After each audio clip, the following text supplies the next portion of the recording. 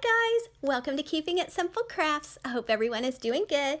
Today I have for you a fun DIY. We are going to be making a gumball machine and it's only going to cost us around $2.50. I have been wanting to make gumball machines for a while after I found that one at Target. I thought I would find some more, but I just haven't been able to find any more. So I was so happy when I found this little plastic candy jar at Dollar Tree the other day. So it is just plastic, so it's a plastic candy jar with lid, and it fits perfect on top of the Dollar Tree plastic 5-inch flower pot. And these pots come in a variety of colors, so you could paint it if you want to, but you don't have to. So I'm just going to flip the flower pot upside down, and I'm going to be using some E6000 that I purchased at Hobby Lobby and some hot glue to hot glue the plastic candy jar on top of the bottom of the flower pot. I am also going to paint the lid of the candy jar to match the flower pot. And at the bottom where like the candy would come out, I'm just going to be using a lid to put there, and then I'm going to be filling my candy jar or my gumball machine with jelly beans since it's so close to Easter. So I'm not going to be using gumballs, but I'm going to be using jelly beans from Dollar Tree.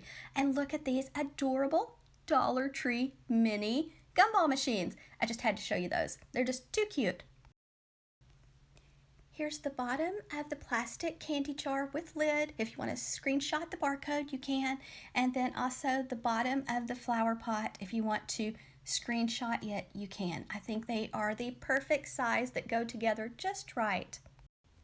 First, I'm taking the E6000 and going along the bottom of the candy jar and just adding some hot glue, just right around the edge where it's going to be touching the flower pot. And then I'm also going to go around the top with some Gorilla Glue, hot glue. That way it will stick immediately, but I'm going to let it sit overnight so that the E6000 has time to dry.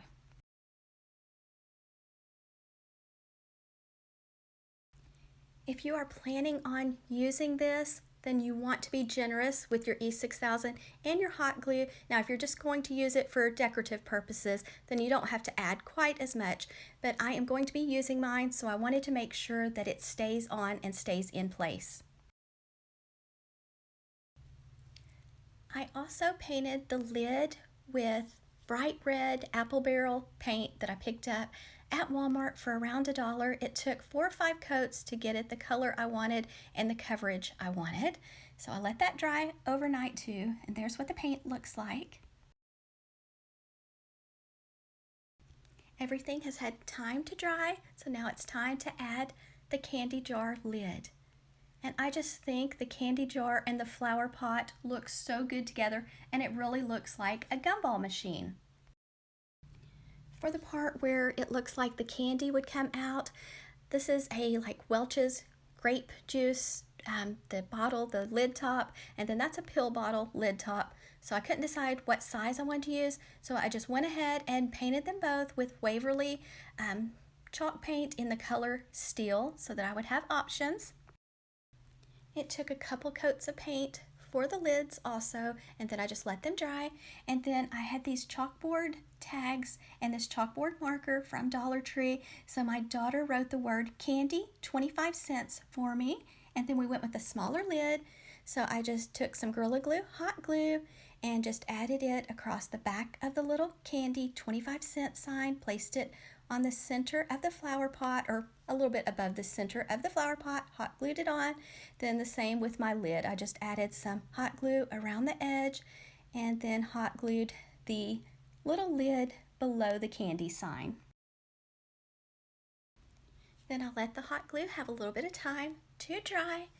Then it was time to set it up and fill it with some candy. So you can use gumballs, jelly beans, whatever kind of candy that you would like that fits in the little candy jar. Also, if you don't want to actually use it and put real food in it, you could use the Dollar Tree vase filler. I will tell you that if you're adding real food in it or real candy, that the lid does not tighten on very well. It just basically sits on the top. So just remember that it's a little top heavy and the lid doesn't stay on great. Thank you guys so much for watching. I hope you enjoyed this DIY. I am so excited about it. I finally got to make a gumball machine for $2.50. So thank you guys. Please remember to like this video, leave me a comment, and share this tutorial.